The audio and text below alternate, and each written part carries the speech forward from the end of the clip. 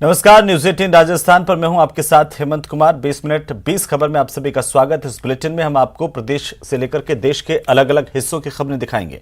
साथ ही आपको यह भी बताएंगे कि दुनिया भर में आखिरकार क्या कुछ चल रहा है। तो चलिए शुरू करते हैं 20 मिनट में 20 खबरों का सिलसिला। सबसे पहले खबर अपने प्रदेश राजस्थान की। अगर स्कूल से गुंडागर्दी की तस्वीर आए तो एक बारगी भरोसा नहीं होता, लेकिन अविश्वास की कोई वजह नहीं, क्योंकि तस्वीरें इसकी तस्दीक कर रही हैं। जी हां, जालौर जिले के ऊण गांव में सरकारी विद्यालय में गुंडागर्दी की तस्वीर सीसीटीवी में कैद हुई हैं। मिली जानकारी के मुताबिक यहां 12वीं में पढ़ने वाले दलित छात्र को गांव के कुछ प्रभावशाली लोगों के कहने पर स्कूल प्रबंधन ने टीसी काटकर रवाना कर दिया। इसको लेकर जब अभिभावक स्कूल पहुंचकर इसका कारण जानना चाहे तो वहां का व्याख्याता अभिभावक के साथ मारपीट करने लगा। पूरी घटना सीसीटीवी कैमरे में कैद हुई है।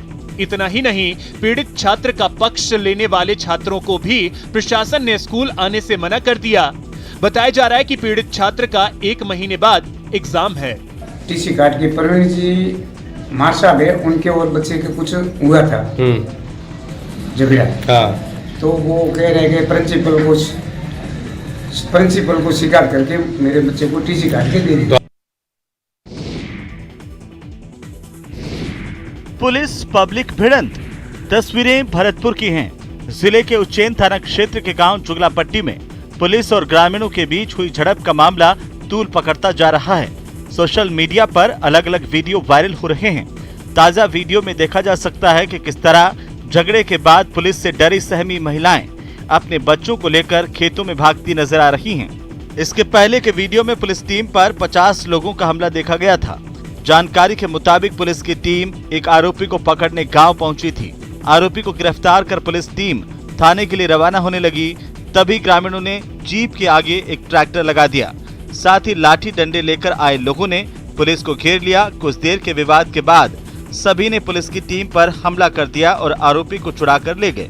पुलिस टीम पर हमले की सूचना के बाद मौके पर पहुंचे दूसरे पुलिसकर्मियों ने हालात को संभाला और घायल पुलिस अधिकारी और जवानों को अस्पताल भेजा था। बहरहाल अब इस पूरे मामले की उच्च स्तर पर जांच करवाई जा रही है।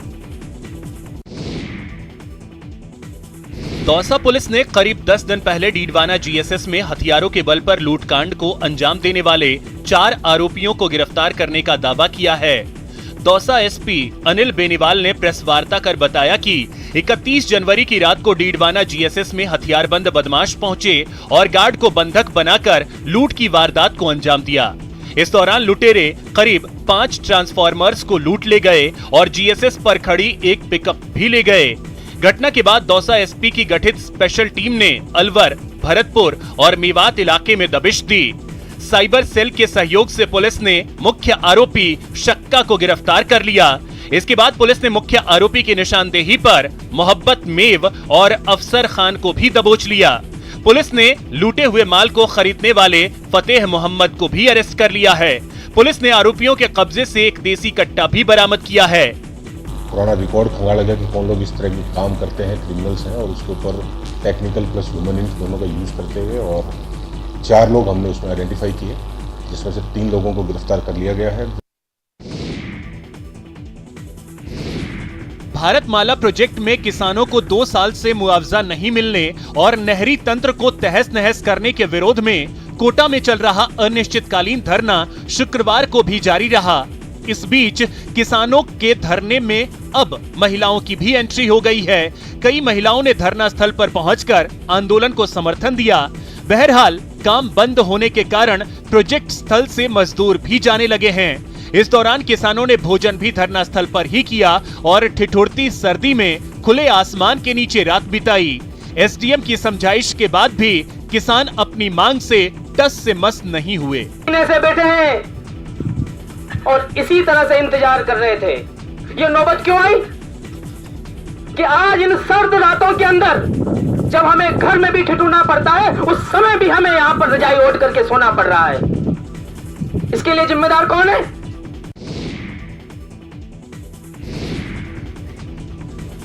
अमानक दवाओं की तुरंत बिक्री रोकने के लिए ड्रग डिपार्टमेंट नई पहल करने जा रहा है। किसी भी दवा के अमानक होने पर प्रदेश भर के संचालकों को तुरंत इसकी जानकारी मिले, इसके लिए DOIT से मिलकर एक प्लान तैयार कर रहा है। दरअसल प्रदेश भर में अमानक दवाओं की बिक्री पर तुरंत रोक लगाने के लिए अब तक ड्रग डिपार्टमेंट के पास सटीक मैकेनिक नहीं था।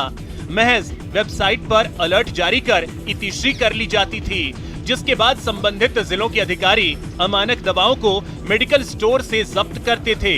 लेकिन इस प्रक्रिया में समय लगता था, जिसके कारण कई बार अमानक दवाएं मरीजों तक पहुंच जाती थीं। लेकिन अब ड्रग डिपार्टमेंट ने नई पहल की है, जिसके तहत दवा के अमानक घोषित होने के साथ ही सभी मेडिकल स्टोर संचालकों के पास अलर्ट मैसेज चला जाएगा। ड्रग कंट्रोलर अजय पाठक ने बताया कि प्रदेश भर के सभी लाइसेंसी मेडिकल स्टोर संचालक ऑनलाइन हो चुके हैं, लिहाजा अब जल्द ही इस प्लान को लागू किया जाएगा।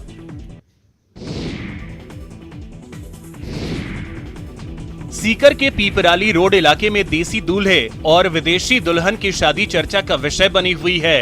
कजाकिस्तान की दुल्हन और सीकर के दूल्हे की यह शादी काफी धूमधाम से संपन्न हुई। यह शादी कई मायनों में अनोखी मानी जा रही है, क्योंकि इस शादी में लड़की की साइड से कोई नहीं आ सका। दरअसल शादी में दुल्हन कजाकिस्तान की युवती है, जबकि दूल्हा सीकर शहर के शिवसिंहपुरा इलाके का रहने वाला है। शादी हिंदू रीति रिवाज से संपन्न हुई, जिसमें वीजा न मिलने के कारण दुल्हन तानिया के परिवार का एक भी सदस्य नहीं आ सका। ऐसे में दूल्हे पंकज सैनी के भाई के ससुर ने ही कन्यादान किया, साथ ही शादी का पूरा खर्च भी उठाया। आपको बता दें कि सीकर के शिवसिंहपुरा इलाके के रहने वाले पंकज आयरलैंड में एक रिटेल कंपनी में मार्केटिंग मैनेजर की नौकरी कर रहा है। ऐसे में जनवरी 2019 में वह कंपनी के काम के सिलसिले में टर्की गया हुआ था। इसी दौरान कजाकिस्तान की रहने वाली तानिया भी अपनी डॉक्टरी की पढ़ाई पूरी करने के बाद टर्की घूमने आई, जहां दोनों ने एक दूसरे को पहली बार देखा। पहली मुलाकात में ही दोनों एक दूसरे से प्यार कर बैठे। बच्चों में पढ़ाई के साथ उनकी झिझक दूर करने के लिए डूंगरपुर कलेक्टर शुभम चौधरी ने एक नवाचार किया है। 14 फरवरी से जिले में पढ़ेगा डूंगरपुर बोलेगा डूंगरपुर अभियान की शुरुआत होगी। अभियान में स्कूलों में बच्चों की प्रतिभा को निखारने के लिए कई तरह के एजुकेशन प्रोग्राम्स होंगे। दरअसल आदिवासी क्षेत्र के स्कूलों में शिक्षा का स्तर अच्छा है, लेकिन कई स्कूलों में बच्चों में अजीब झिझक है। बच्चे स्कूल में बोल नहीं पाते हैं या फिर सवाल जवाब नहीं कर पाते। इस वजह से बच्चों का विकास नहीं हो पाता है। बच्चे आगे जाकर प्रतियोगी परीक्षाओं या इंटरव्यू में पिछड़ जाते हैं। बच्चों में इसी कमी को दूर करने के लिए पढ़ेगा डूंगरपुर बोलेगा डूंगरपुर अभियान की शुरुआत की जा रही है। 14 फरवरी से अभियान की शुरुआत होने जा रही है। पहले चरण में कक्षा 6 से 8वीं तक के बच्चों को अभियान से जोड़ा जाएगा। जो थीम है वो है पढ़ेगा डूंगरपुर बोलेगा डूंगरपुर। इसमें 2 कंपोनेंट्स हैं। एक तो स्कूल लाइब्रेरीज में बच्चों के लिए एज एप्रोप्रिएट बुक्स का परचेज, जहां पर वो अवेलेबल नहीं है, और इन बच्चों को ये बुक्स इशू कराना। अब परमाणु नगरी पोखरण के सबसे बड़े उप जिला अस्पताल में प्री मैच्योर बच्चों का इलाज होगा। दरअसल उप जिला अस्पताल में प्री मैच्योर बच्चों के जन्म लेने के बाद होने वाली परेशानियों से बचाव के लिए बबल सीपेप और LED फोटोथेरेपी मशीन स्थापित की गई हैं। उप जिला अस्पताल में दोनों मशीनें लगने से नवजातों को कई गंभीर बीमारियों में बचाया जा सकता है। चिकित्सा प्रभारी अधिकारी डॉक्टर अनिल गुप्ता ने बताया कि लगभग 5,50,000 की लागत से उप जिला अस्पताल में मशीनें लगाई गई हैं। अस्पताल के शिशु रोग विशेषज्ञ डॉक्टर ओम प्रकाश माथवा ने बताया कि समय से पहले जन्म लेने वाले बच्चों के इलाज में बबल सीपेप और LED फोटोथेरेपी मशीन कारगर साबित होगी। दरअसल जन्म के समय जिन नवजातों को पीलिया और निमोनिया हो जाता है, उन बच्चों का इस मशीन पर इलाज किया जाएगा। इसके अलावा कई बार जन्म के दौरान जिन बच्चों के फेफड़ों में गंदा पानी चला जाता है, उस पानी को भी इन मशीनों से बाहर निकाला जाएगा।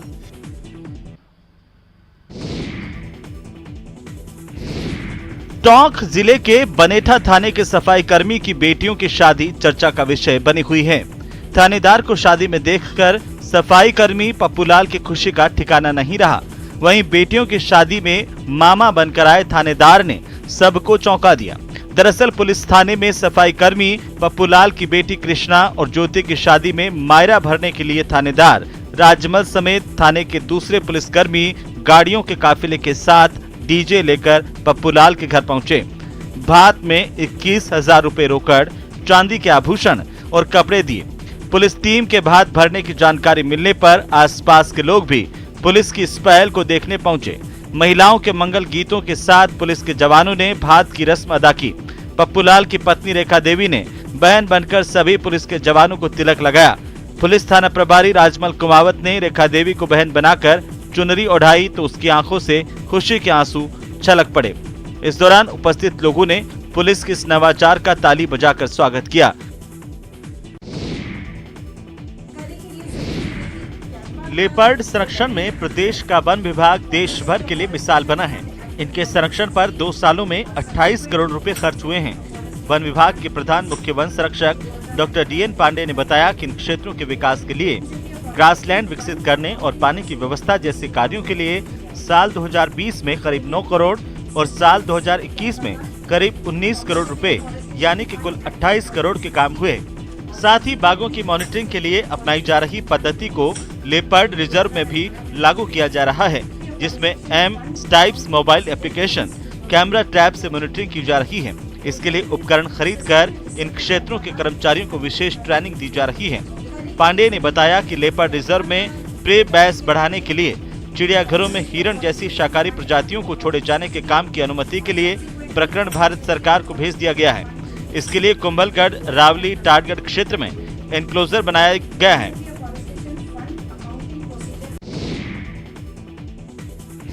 कोटा के मेडिकल कॉलेज में एक महिला के दिमाग का जटिल ऑपरेशन कर उसकी जान बचाई गई। सुल्तानपुर की रहने वाली 40 साल की महिला विमला को पिछले 8 महीने से सिर में दर्द, दाएं कान से सुनाई नहीं देने की समस्या थी। 2 महीने से चलने में संतुलन नहीं होने से परेशान होकर मेडिकल कॉलेज में डॉक्टर SN गौतम के पास रेफर होकर के पहुंची थी। मरीज की MRI जांच कराने पर महिला के दिमाग के पीछे के हिस्से में दाईं तरफ गांठ पाई गई, जो दिमाग के महत्वपूर्ण हिस्से ब्रेन स्टेम पर दबाव बनाए हुए थी। दिमाग से निकलने वाली महत्वपूर्ण क्रैनियल नर्व पर दबाव बनाकर निगलने की क्षमता को ये गांठ प्रभावित कर रही थी। साथ ही दिमाग के पानी के प्रवाह को रोककर हाइड्रोसेफेलस बनाकर आंखों की रोशनी को भी प्रभावित कर रही थी। महिला के परिजनों की सहमति के बाद MBS अस्पताल में 2 बार ऑपरेशन किया गया। महिला अभी ठीक है, उसको खाने, पीने और चलने फिरने में परेशानी नहीं है। इसके परिजन की जो सहमति लेकर के हमने उसका ऑपरेशन किया। ऑपरेशन 2 स्टेज में किया। पहले हमने दूरबीन की सहायता से एंडोस्कोपिक 3rd वेंट्रिकुलोस्टोमी करके उसका हाइड्रोसेफेलस का जो प्रेशर था उसको कम किया। और चलिए अब देख लेते हैं कुछ और राज्यों की खबरें। सड़क और परिवहन मंत्रालय ने हिमाचल प्रदेश के सिरमौर जिले के नाहन में वाहनों को दुर्घटनाग्रस्त होने से रोकने के लिए एक पायलट प्रोजेक्ट को मंजूरी दी है। इसके तहत सिरमौर जिले के 500 मीटर एरिया में रोलर क्रैशर बैरियर लगाने का काम शुरू कर दिया गया है। अधिशासी अभियंता राष्ट्रीय राजमार्ग अनिल शर्मा ने बताया कि सरकारी एजेंसी की ओर से देश का पहला रोलर क्रैश बैरियर का ट्रायल नाहन में किया जा रहा है। अधिशासी अभियंता अनिल शर्मा ने बताया कि इसकी खासियत यह है कि सड़क किनारे लगे रोलर क्रैशर बैरियर में टकराने से गाड़ी को नुकसान नहीं होगा और रफ्तार कम होने के साथ ही गाड़ी गिरने की बजाय फिर रोड पर आ जाएगी, जिससे दुर्घटना होने की संभावना बिल्कुल कम हो जाएगी। सड़क पर होने वाली अधिकांश दुर्घटनाएं उन वाहनों से होती हैं जो बहुत तेजी से नीचे उतरते हैं और इस दौरान उनके ब्रेक फेल हो जाते हैं। रोलर क्रैश बैरियर एक ऐसी प्रणाली है जिससे जानलेवा सड़क दुर्घटनाओं को रोकने के लिए डिजाइन किया गया है।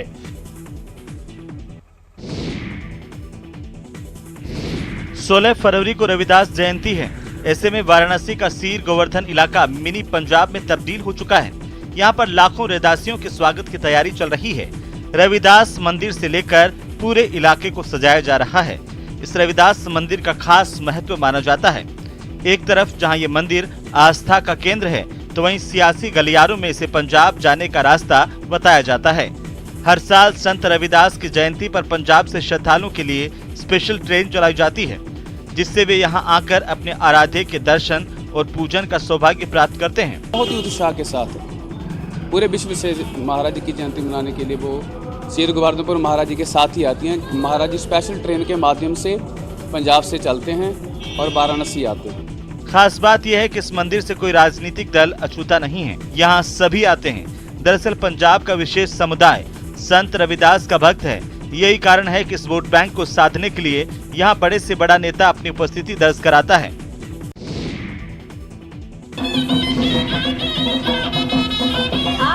भाषा एवं संस्कृति विभाग ने मंडी के शंकर गार्डन में जिला स्तरीय लोक नृत्य प्रतियोगिता का आयोजन किया, जिसमें मंडी जिला के प्रमुख 8 लोक नृत्य दलों ने अपनी सांस्कृतिक प्रस्तुतियां दी। एसपी मंडी शालिनी अग्निहोत्री इस अवसर पर बतौर मुख्य अतिथि मौजूद रहीं। कार्यक्रम के समापन पर एसपी मंडी शालिनी ने विजेता प्रतिभागियों को सम्मानित किया। एसपी ने प्रतियोगिता में आए प्रतिभागियों को बधाई दी।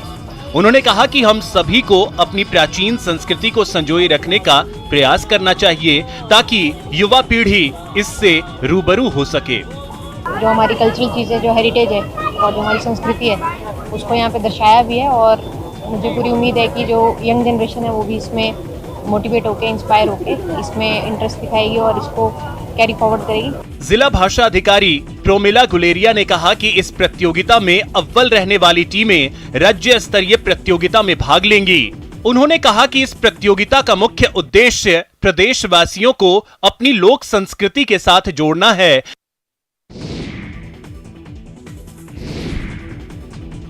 हिमाचल प्रदेश की लाहौल घाटी में आस्था और भक्ति का प्रमुख केंद्र बौद्ध मठ शाशुर गोपा में शाक्या या कहिए पापों का प्रायश्चित करने के लिए विशेष धार्मिक अनुष्ठान का आयोजन किया गया। इसमें भारी संख्या में महिला और पुरुष शामिल हुए। इन सभी ने बौद्ध मंत्रोच्चारण के बीच बौद्ध धर्म के विधि विधान के अनुसार अपने आराध्य देवता देवाज्ञाचो से जाने अनजाने में हुए पापों से मुक्ति के लिए प्रार्थना करते हुए प्रायश्चित किए। साथ ही विश्व में सुख शांति और नकारात्मक विचारों से मुक्ति पाने के लिए भी प्रार्थना की। बता दें कि बर्फबारी और कड़ाके की ठंड के बीच जिला मुख्यालय केलांग से करीब 7 किलोमीटर दूर बसा शाशुर गोपा पहुंचना आम आदमी के वश में नहीं है, लेकिन आस्था और भक्ति में डूबे श्रद्धालु साल में एक बार होने वाले इस विशेष अनुष्ठान में शामिल होने के लिए पहुंच ही जाते हैं।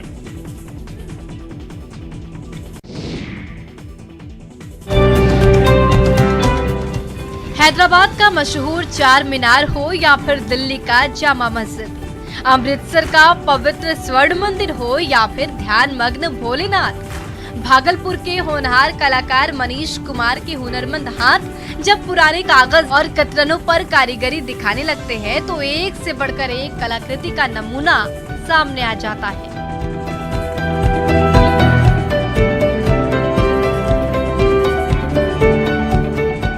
आज मनीष कुमार के हाथों से बनी इन कलाकृतियों की डिमांड देश के कोने कोने में ही नहीं बल्कि 7 समंदर पार अमेरिका में भी है। सच ही कहा गया है, जहां चाह वहां राह।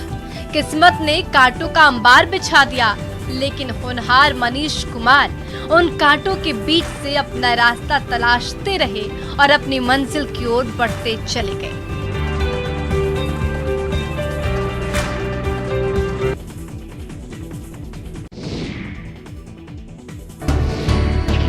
जैसे गुजरात में ढोकला और दक्षिण भारत में इडली काफी फेमस है, ठीक वैसे ही बिहार के सीमांचल और पूर्णिया में भक्का एक खास व्यंजन के तौर पर प्रसिद्ध है। जुबान पर स्वाद चढ़ते ही निकल उठता है, वाह। खासकर अगर मौसम ठंड का हो तो भक्का खाने का अलग ही मजा है। पूर्णिया की चौक चौराहे पर इन दिनों महिलाएं मिट्टी के बर्तन में भाप पर भक्का सेकती मिल जाएंगी। अरवा चावल को पीसकर उसमें गुड़ डालकर उसको चपटा इडली के आकार में बनाते हैं, फिर उसको मिट्टी के बर्तन के ऊपर डाल देते हैं और जब ये पक जाता है तो गर्म गर्म भक्का खाने का अपना ही अलग आनंद है। आसपास के लोग कहते हैं कि सर्दियों के मौसम में भक्का काफी प्रसिद्ध है। ये काफी खस्ता होता है और अगर गुड़ का बना भक्का हो तो शरीर को गर्म भी रखता है। इतना ही नहीं, कई तरह के औषधीय गुण भी इसमें शामिल हैं और इसका फायदा भी ये पहुंचाता है।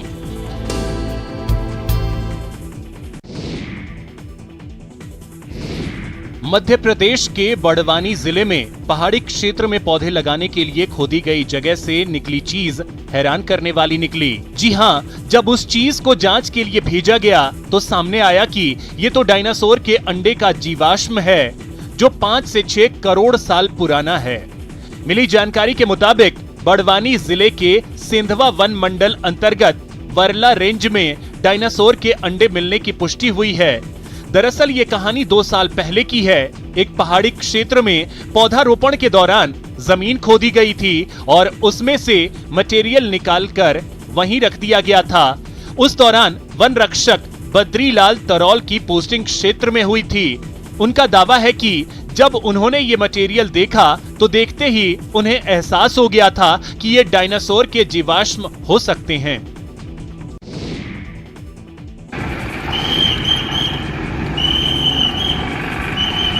जशपुर जिले में एक ट्रैफिक जवान इन दिनों सोशल मीडिया पर खूब छाया हुआ है। दरअसल ये ट्रैफिक जवान जशपुर के महाराजा चौक पर जब ड्यूटी करता है तो हर कोई बस इनके डांसिंग मूव्स को देखता ही रह जाता है। खास बात यह है कि पद्मन परेठ नाम के इस जवान को अभी 3 महीने पहले ही ट्रैफिक विभाग में भेजा गया। पिछले 2 दिनों से इनकी ड्यूटी ट्रैफिक सिग्नल पर लगाई गई और जब से ये ड्यूटी पर तैनात हुए हैं ये सोशल मीडिया पर छाए हुए हैं। ट्रैफिक सिग्नल पर ड्यूटी के दौरान ये अलग ही अंदाज में ट्रैफिक नियमों का पालन करवा रहे हैं। कभी तेज चलकर तो कभी कदमों से थिरक कर ये महाराजा चौक में ट्रैफिक सिग्नल के संकेतों का पालन करवा रहे हैं।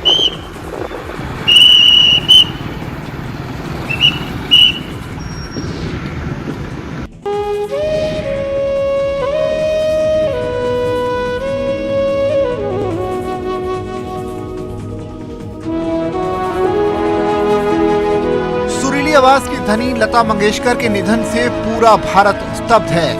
हर कोई उन्हें अपने अपने तरीके से श्रद्धांजलि अर्पित कर रहा है।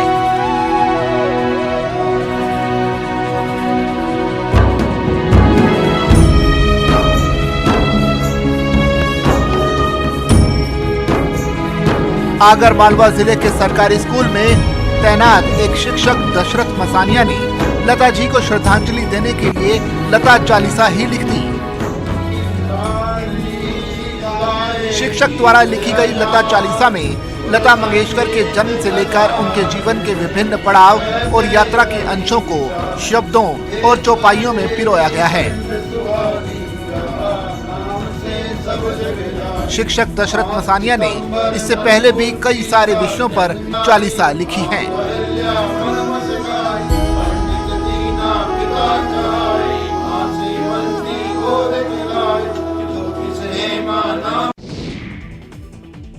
चलिए इसी के साथ ही इस बुलेटिन में फिलहाल इतना ही। नमस्कार।